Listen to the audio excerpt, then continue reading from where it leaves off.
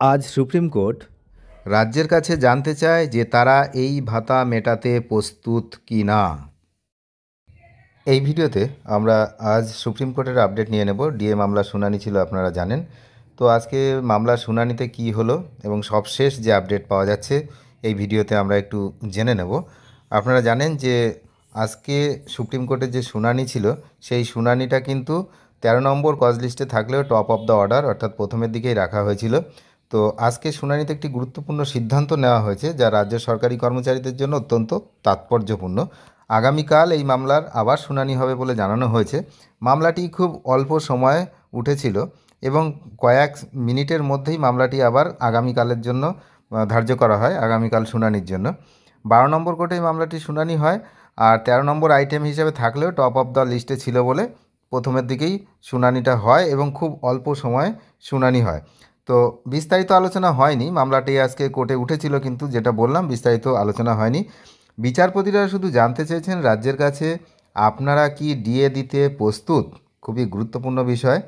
বিচারপতিরা জানতে চেয়েছে আপনারা রাজ্যের কাছে যে আপনারা কি ডিএ দিতে প্রস্তুত। সেই উত্তরে তারা কিন্তু কি জানায় সেটা কিন্তু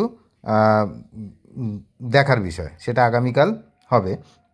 তবে বিচারপতিরা যে বলেন যে এই মামলাটি দীর্ঘদিন ধরে চলছে এবং এর একটি দ্রুত নিষ্পত্তি হওয়া প্রয়োজন।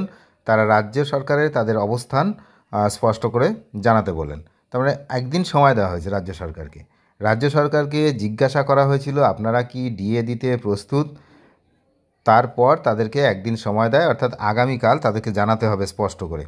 আদালতের পক্ষ থেকে আরও জানানো হয় যে এই মামলার পরবর্তী শুনানি আগামীকালই হবে, অর্থাৎ একদিনের মধ্যেই আবার এই মামলার শুনানি হতে চলেছে।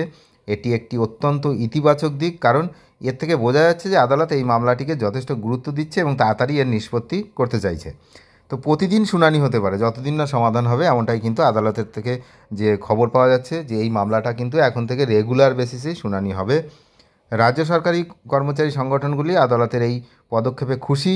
বিশেষ করে যদি প্রতিদিন এই মামলার শুনানি হয় তবে দ্রুত এই মামলার রায়দান হবে বলে তারা আশাবাদী। তারা মনে করছেন যে অবশেষে ন্যায় বিচার পেতে চলেছেন, এটা কিন্তু তাদের আশা। এদিকে যদি রাজ্য সরকারের অবস্থান দেখেন তাহলে কিন্তু এই আশা আবার সবসময় কাজ করছে না, আপনারা জানেন। কিন্তু সরকারি কর্মচারীদের আশা যে প্রতিদিন যদি শুনানি হয় তাহলে খুব তাড়াতাড়ি এটা নিষ্পত্তি হয়ে যাবে। সুপ্রিম কোর্ট রাজ্যের আবেদন খারিজ করে দিয়ে তাদের পক্ষেই রায় দেবে, এমনটাই কিন্তু কর্মচারীদের আশা রয়েছে।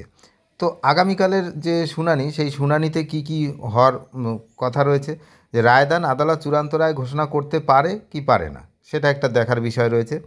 আদালত রাজ্যের আবেদন মেনে নিয়ে মামলাটি স্থগিত রাখতে পারে কি পারে না সেটাও একটা দেখার বিষয় রয়েছে। আদালত রাজ্য এবং কর্মচারী সংগঠনগুলিকে আলোচনার মাধ্যমে একটি সমাধান খুঁজে বের করার নির্দেশও দিতে পারে। তবে বর্তমান পরিস্থিতি বিচার করে বলা যায় যে চূড়ান্ত রায়দানের সম্ভাবনাই সবচেয়ে বেশি। সুপ্রিম কোর্টের ডিএ মামলার এই নতুন মোড় রাজ্য সরকারি কর্মচারীদের জন্য একটি বড় খবর। আগামীকাল শুনানির দিকেই কিন্তু এখন সকলের নজর। আমরা নজর রাখছি, আপনারাও নজর রাখুন। চ্যানেলে যারা নতুন তারা অবশ্যই চ্যানেলটিকে সাবস্ক্রাইব করে সঙ্গে থাকবেন। ধন্যবাদ।